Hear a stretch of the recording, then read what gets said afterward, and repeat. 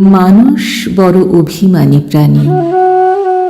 সে চায় তার মন খারাপ হলে প্রিয় মানুষটাকে না বললেও সে বুঝে ফেলুক। ফোন করে খানিক ম্লান গলায় হ্যালো বলতেই ওপারের মানুষটা বলুক, তোমার মন খারাপ? তার এলোমেলো চুল, খানিকটা লালচে চোখ দেখে বলুক, তোমার ঘুম হয়নি রাতে? দুঃস্বপ্ন দেখেছ? টেনশন করছো কিছু নিয়ে? সে চায় মানুষটা বুঝুক কখন শক্ত করে বুকের সাথে চেপে ধরতে হয়, চোখের সামনে আলতো করে হাত ছুঁয়ে বন্ধ করে দিতে হয় চোখের পাতা। সে চায় মানুষটা বুঝুক কখন হাতের উপর হাত রাখতে হয়, ফিসফিসিয়ে বলতে হয়, আমি তো আছি, তবে মন খারাপ কেন?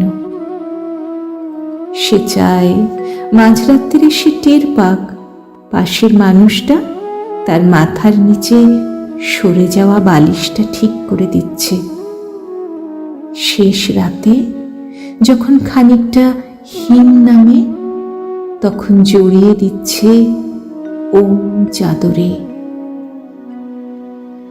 সে চায় তার জন্যেও কেউ মাঝরাত্রিতে বাড়ি ফেরার অপেক্ষায় থাকুক, মনে রাখুক তার জন্মদিনের কথা, প্রথম দিনের কথা, স্পর্শ অনুভূতির কথা।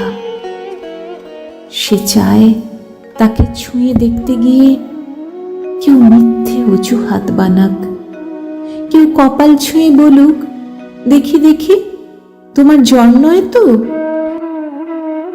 অভিমানে দূরে সরে যেতে চাইলেই কেউ বলুক, খানিক ভুল করেছি বলেই দূরে সরে যেতে হবে, তবে এই যে এত ভালোবাসি তাতে আরো কাছে আসা যায় না? আরো আরো কাছে, অনেক অনেক কাছে। মানুষ বড় অভিমানী প্রাণী। তারা দুজনেই কেবল ভাবে এই সবই ওই মানুষটা করুক, ওই অন্য মানুষটা। কিন্তু শেষমেশ করা হয় না কারোরই। তাই কাছে আসার রঙিন দিনেরা ক্রমাগত দূরে যাওয়ার ধূসর বিবর্ণ গল্প হয়। মানুষ বড্ড অভিমানী প্রাণী। অভিমানে সে ক্রমশই দূরে সরে যায় আর বুকে পুষে রাখে এক সমুদ্র আক্ষেপ। মানুষ বড় অভিমানী প্রাণী।